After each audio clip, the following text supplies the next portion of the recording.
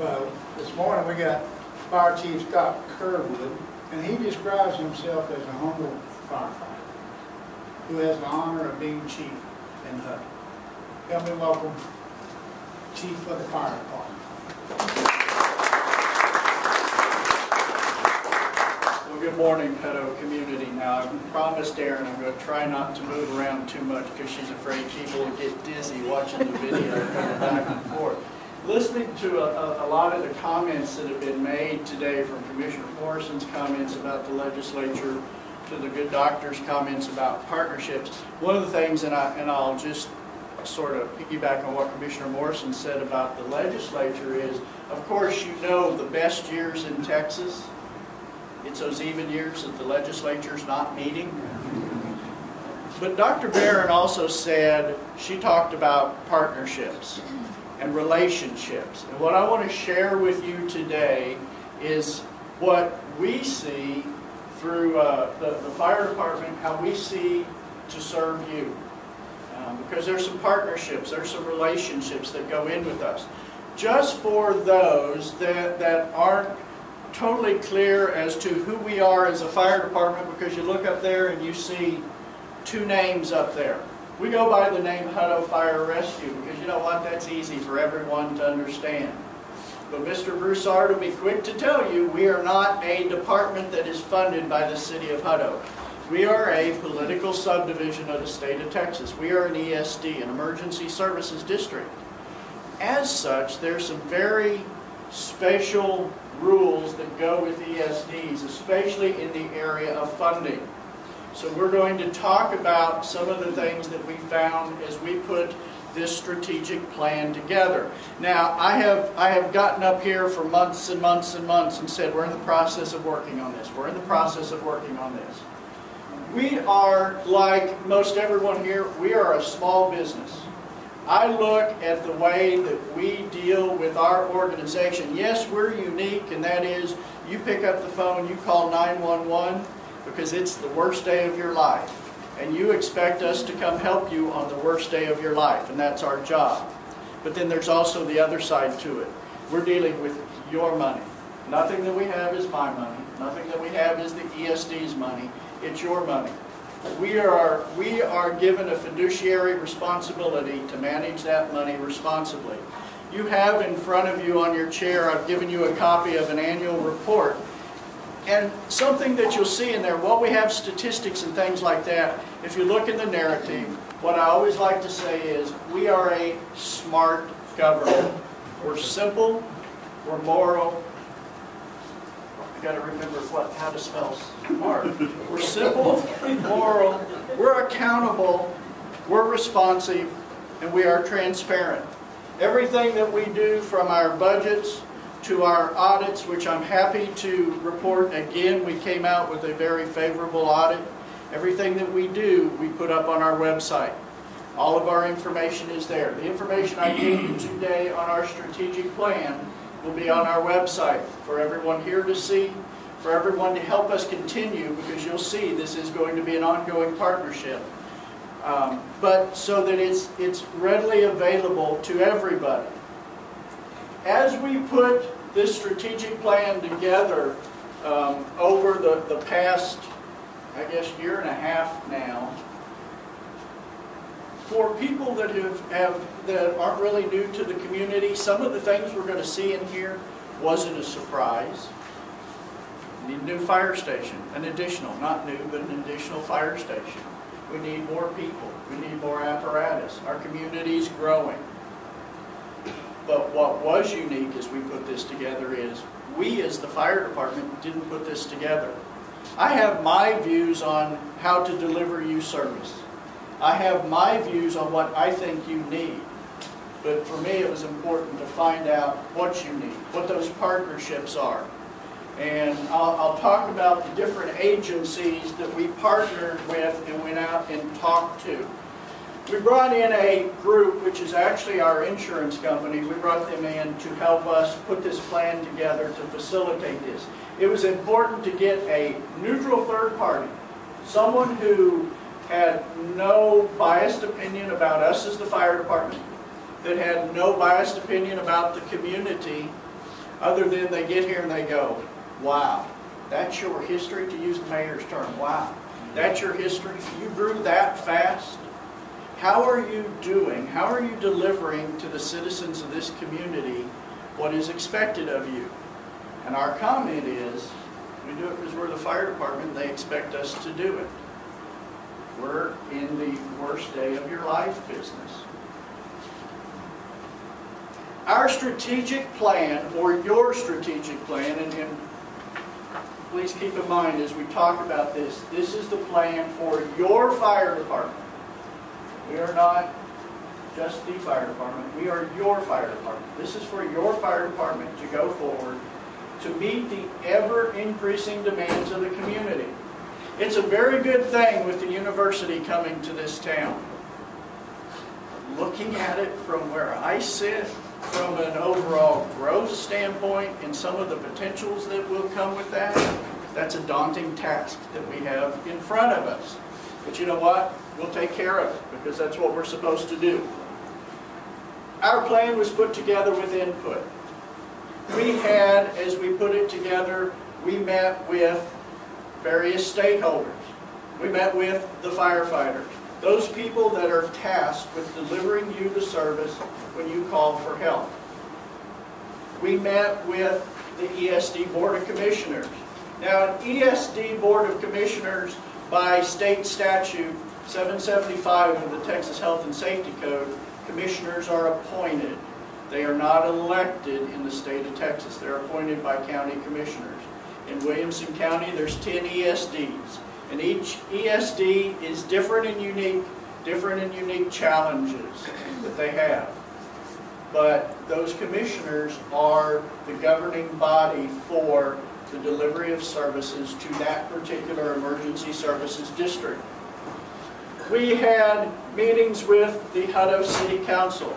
I think we had a couple meetings to get everybody in there. And what do you as the City Council, or what do they as the City Council expect from us as the fire department? And then lastly, we had a meeting with the community. We had it here on one evening, and to get input from that standpoint as to what the community, what the business owners want from us. Our strategic plan, we looked at comparisons. How does Hutto Fire-Rescue compare with other fire departments of the same size, in the same type community? How do we compare in delivering our services? How do we compare financially? How do we compare service delivery-wise? How do we compare with number of fire stations? How do we compare with number of fire apparatus? We also looked at an analysis. They did a SWOT analysis internally. What's our strengths, weaknesses, opportunities, and threats? So that we can see what are we good at, what do we need some improvements at, and what's on the horizon that, you know, just literally scares us to death as to how we're going to do it. It was an attraction to me to come to this community. And what Mr. Guthrie said, I truly believe. I am just a firefighter. Always have been, always will be. And it's an honor to be a fire chief, but it's more an honor to be a fire chief here in Hutto, because it was the growth for this community and the potential for this community. I sort of look at it like that balloon. That balloon keeps blowing and blowing up and blowing up, and at some point we're just going to expand and pop to a point that it's going to keep going, and we have to be ready for that growth as it continues. So we looked at those strengths, opportunities, weaknesses, and threats to see what changes do we have to make. And then we looked at decisions. Decisions such as, what is the response times we have? When someone picks up the phone and calls 911, how long does it take us to get there? Now, so everybody knows the geographical size of our emergency service districts. When the forefathers of the ESD, along with the forefathers of the city of Hutto, put the emergency services district together, they did a very good job. Because with very few exceptions, our ESD mirrors the extraterritorial jurisdiction of the city of Hutto. So we go a long ways. We're 63 square miles. I'm not sure the square miles of the city of Hutto, but we're 63 square miles. To go to Lookout, which is way down yonder, it takes us a little while to get there. To go all the way up north, takes us a little while to get there. And keep in mind, we do this with one fire station, and we do this with 2 apparatus as we go through all of these things. We looked at that data, and we had to come up with what we determined was a starting point, what we call a standard of response cover. What do we expect? You expect in your business that you'll be able to deliver a service a certain amount of time to your customers. That's the same thing that we looked at. So we looked at our response data, and for a fire department, that's what we have to work with from our delivery standpoint. We looked and we saw that within the city limits of Hutto, and while I, as an ESD fire chief, try not to differentiate between the city and the non-city, the reality is there's some differences there, and so we have to make quantify that as we go through. So we said in our response cover, and please keep in mind that this strategic plan is no different than your business plan or your strategic plan. This is a dynamic, fluid document. It can change as the community changes, so these numbers can change also. But that we'll respond with 6 qualified personnel within 4 minutes of the time we're dispatched, 80% of the time. Do we do that? Absolutely. Because I think that when I ran our numbers, we're 3-something within the city limits. The 6 number is quite interesting. Currently, on duty, 24 hours a day, you have 6 paid firefighters. How do we get there? Well, we get there through partnerships. We have a partnership with the city of Hutto that has been in place 2005, somewhere around that time period, where the city of Hutto provides to the fire department 1 paid position every day on the fire apparatus. Now, we have to provide them reports, we have to provide them response data, how often we go out, do we meet our time frames, but that partnership with the city of Hutto helps us do that. The other way that we get now a 6th person, this is the one that becomes sort of, is it going to be there, is it not going to be there, is we do it through a federal grant. You all know what's going on up at the federal government. I'm watching that constantly because the grant that we get those people from in this first federal budget axing that went on, guess what? Those got cut. But then, because someone up in Washington, D.C. looked at it from public safety, they put those positions back in, and my guys went, boy, am I glad for that. I said, yeah, I'm glad for that too. So we do that that's how we get our 6 people. Then outside the city limits, and that encompasses then the rest of that geographical area, that goes up to 10 minutes. Now, what do those times mean? Within my business, we have a term that we call flashover. Flashover is the point in time when a building catches fire that the fire grows large enough, the products of combustion grow big enough in there that it becomes a non-survivable atmosphere. Depending upon how that building is built, depending upon the contents, those change. So these numbers are based upon trying to make sure that we can get there within that flashover time period. So then we determine this standard of cover, and as all of the different meetings were taking place, as they analyzed data, and we gave them lots of data. We gave them response data. We gave them how we operate as an organization, how the community of Hutto comes together and operates, how the city operates, how the EDC operates. There were some key findings that came out to help put together the plan. One of those was, what is the perception of the fire department? Interestingly, as we all know, there's the firefighter's perspective of who we are. There is the business community or the citizens' perspective of who we are, and then there is the government's perspective of who we are. And so we have all three of those that came together to help put this plan in place. Number two was service delivery. Service delivery ties in with that standard of cover. Right now, if I was to ask you all of the different things that a fire department does, or that your fire department does, how many different ones could you think of? Probably fight fire, respond to medical calls, but we also respond to motor vehicle accidents. We also respond to what we call swift water emergencies. If you remember the rain that we had back in June where everybody in Williamson County flooded except Hutto. We were a big island. We respond to those calls. We respond to calls if there's a trench collapse. We respond to calls, and I'm trying to find wood as I'm saying all this stuff. We respond to calls if there's a major accident out here on the railroad. But a lot of times we respond to those calls through partnerships. Those partnerships are, if it's a medical call, you always see an ambulance and you always see a fire truck. I like for you to think of your firefighters as a Swiss Army knife. And you know when you have a Swiss Army knife, you take it, you got a blade for this, you have a blade for this, you have a blade for this, you find your magnifying glass, and so you've got this Swiss Army knife with everything. That's the same way with your firefighters.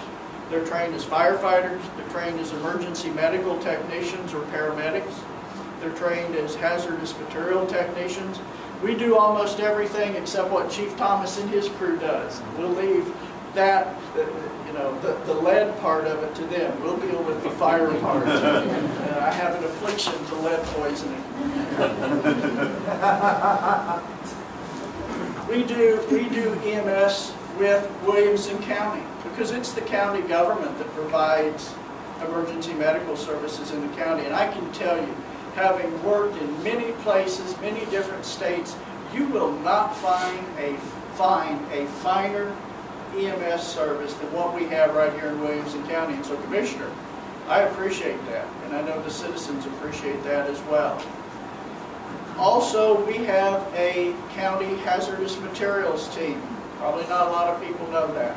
But if we got that big train derailment, which is going to last hours, if not days or weeks, that takes a lot of people, a lot of skilled people. That we have 6 people on a truck. We have all the other emergencies going on as well.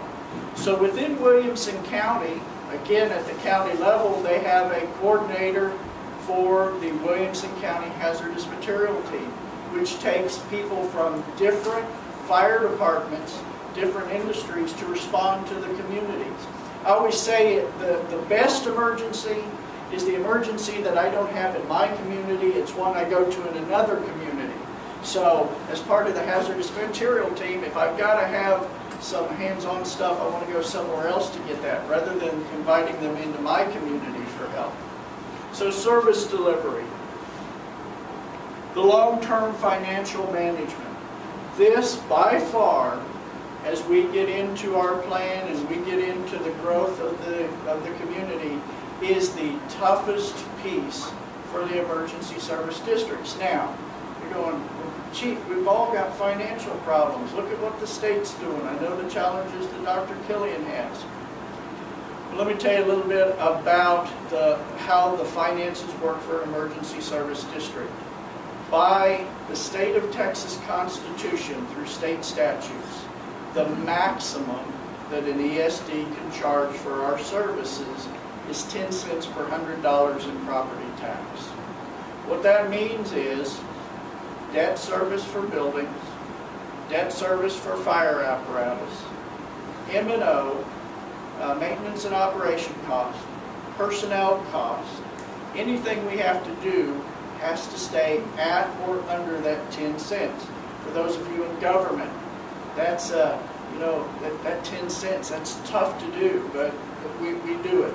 So we have to look at getting creative, and I may even have to look at what Dr. Killian's doing, selling ads on the side of vehicles. We've got these billboards running up and down the street. That may be something creative that we can do. We've got someone to talk to about Okay, we may do that. So we have to look at that. Personnel. As your fire department, we are made up of both paid personnel and volunteer personnel. But you know, one of the things for me as fire chief, the biggest compliment that I can get when we deliver services to the community is, well, I can't tell the difference between your paid guys and your volunteer guys. You know what? You're not supposed to. There is supposed to be no difference. You don't care when they show up if they're paid or volunteer. You don't go, oh, wait a minute, you can't come in and put out my fire because they're a volunteer. Or you can't come in because you're a paid person. But we have some expectations of all of those, paid and volunteer, that they have to be at the same level of service. They have to be able to do the same things. There's some challenges there. And then the last thing is the relationships. The relationships that we have with the city of Hutto. The relationships that we have with Williamson County. The relationships that we have with the school district. If many of you will remember several months ago when I was here and accepted this great big check. By the way, I took that and tried to cash it at the bank, and she looked at me like, really? So that was interesting. But those relationships, that $10,000, that earmarked $10,000, is to help us get a fire safety house so that we can go continue our program in the schools and educate the youth in the community. I know that the work that we do in the schools, the partnership that we do in the schools, save lives. As just a sidebar, Dr. Killian, we had an incident that took place the other day where another child from your school knew how to call 911, saved the life of one of their family members. So we're going to recognize them like we did last time. That's very important that we do those things. The relationships, as I said, with the city, with the county, I try to meet with all of these individuals on a regular basis. What are we doing right? What are we doing wrong? What can we do differently? So those relationships are important. When we looked at the national data, this really wasn't surprising in what was found. Keep in mind, again, how fast we as a community have grown, how fast the fire department has grown. We in the fire department have gone through in about 3 years what normally is a generational change in a fire department. And you know, a generation is approximately 20 years. We've had to go through in about 3 years as far as increasing staff, personnel, training in 3 years compared to a normal transition to a fire department. But what was found when we were compared to similar-sized communities, similar-sized fire departments, demographics being the same, that we have few pumpers, which are the big red trucks that go by and they put the water on the fire. We have fewer ladder trucks. We have actually 0.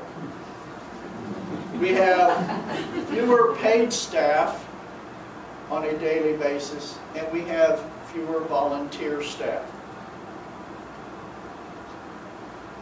So what our strategic plan, or what your strategic plan has provided, is a goal to help us define what the agreed upon level of service is that the community wants. As I said at the beginning, I have an idea as to what the level of service should be. My idea may not go along with what the community is willing to accept as a level of service delivery. The strategic plan, this dynamic plan, continues, and we will be able to change it as we change what those level of services are. But in those partnerships, those level of services, how we deliver those services, will become agreed to by the ESD board, by the city of Hutto. I'm going to be giving the same presentation, a little more detail to the city council, because, you know, I say the easy part is getting the strategic plan. The hard part is putting the strategic plan into operation and making it work. What our future service demands look like are this. As the community, even though we're a young We're an old community that's young. I tried to explain that to the guy, and he really couldn't understand 1911, but now we've got all these new buildings, so we went through all that.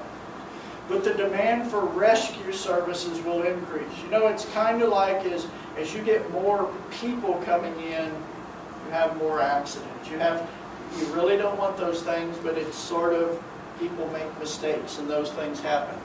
As the age of our community grows, age people-wise, but also age building-wise, those services will increase also.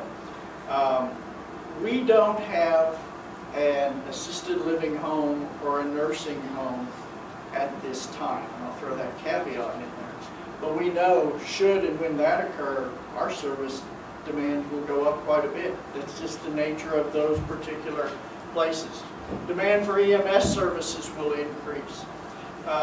We could go into a day-long dissertation on healthcare and the abuse of the healthcare system and everything, but we won't do that. We'll just say when people call up the phone, pick up the phone, and they call 911 and say, "I'm sick, I need help," we go to that and we take care of it. It's not our place to judge whether they are or they aren't. It's just our place to help them in their time of need. The demand for firefighter services will increase with continued development. Being a newer community where we have newer homes, newer businesses, we don't have a lot of the same issues that you see in communities that if we were this big and we've been this big since 1911, we would have older homes, we would have balloon frame construction, we would have deteriorating buildings. We don't have that. So we will continue to see this, but I'm happy to report that, kind of like what Chief Thomas said on crime, our fire response, we stay pretty low, which is a good thing. We entered into an agreement to help on this. We entered into an agreement starting December 1st, where we now operate with the City of Taylor Fire Department in what we call an automatic aid agreement. And what that is if you pick up the phone and say there is a structure fire at the Holiday Inn, automatically county dispatch, and that's another partnership, we're dispatched through Williamson County Emergency Communications, but automatically you get fire units from the city from here in Hutto, and you get fire units from Taylor. So when you see Taylor fire trucks over here in Hutto, don't be alarmed. They're supposed to be here. But conversely, when Taylor has a fire, we have an agreement that we respond over there.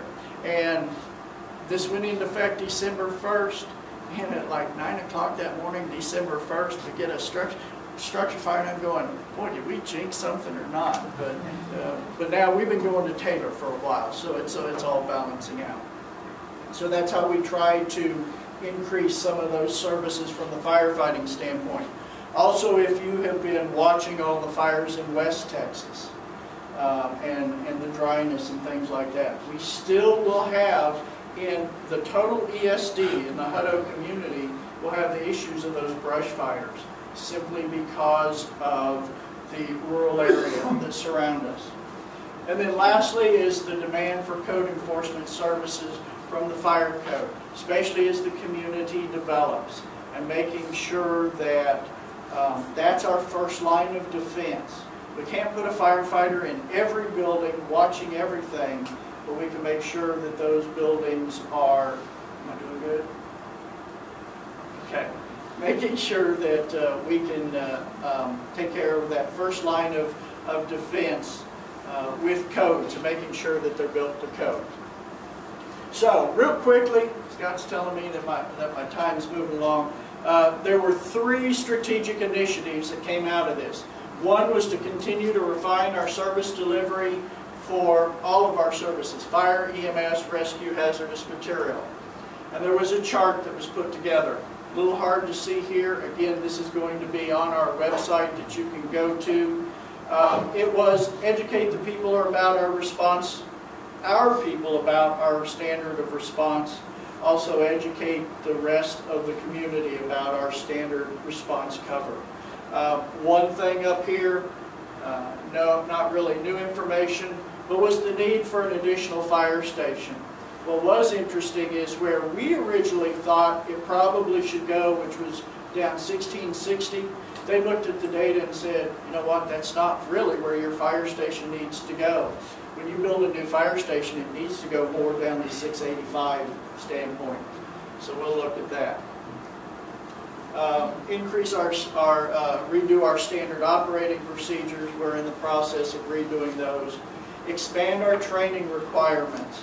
All of our paid firefighters by state statute have to have so many hours of training annually, and so we're also then bringing our volunteer firefighters up to that same level.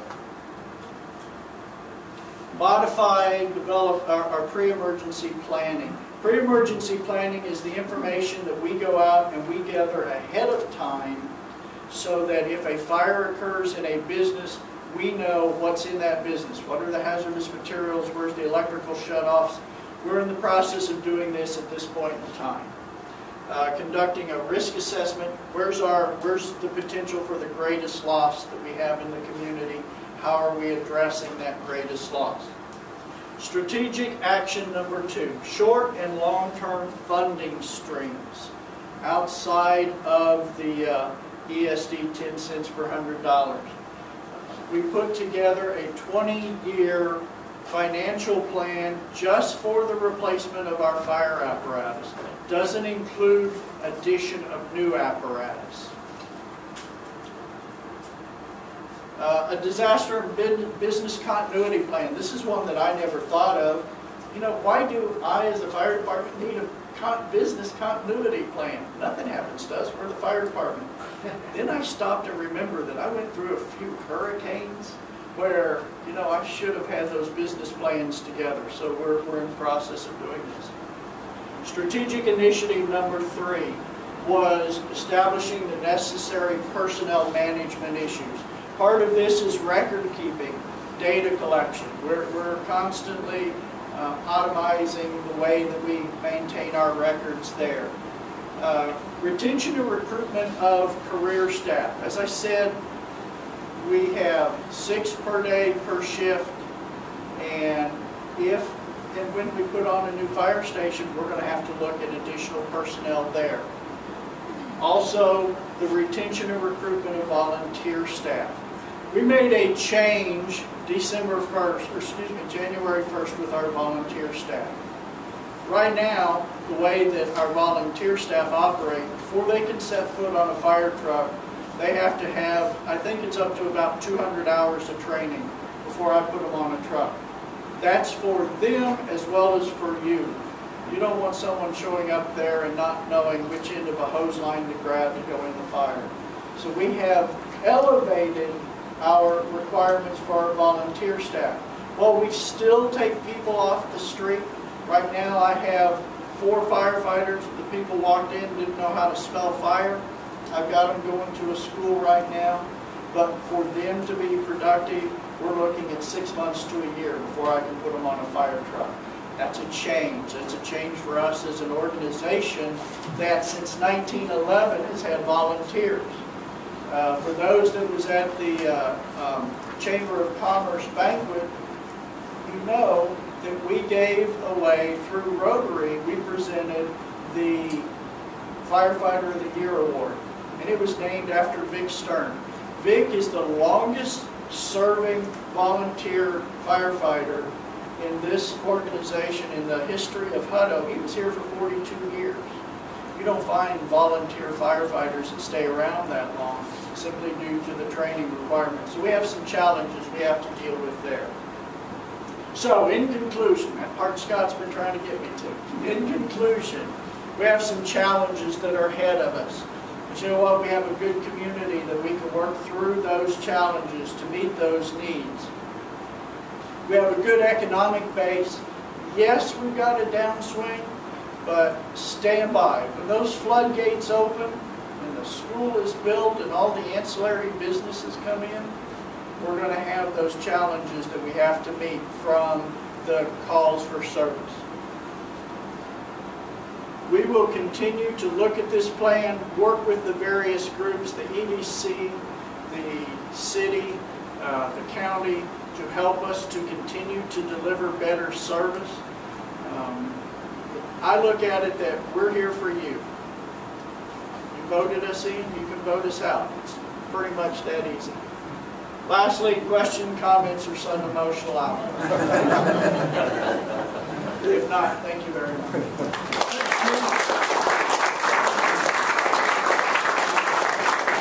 Yeah, like I said, don't be alarmed if you see a Taylor Fire Department in Hutto. If you see a Taylor cop car, duck. EDC wants to thank everybody for coming today, and we look forward to seeing y'all next month. Have a good day.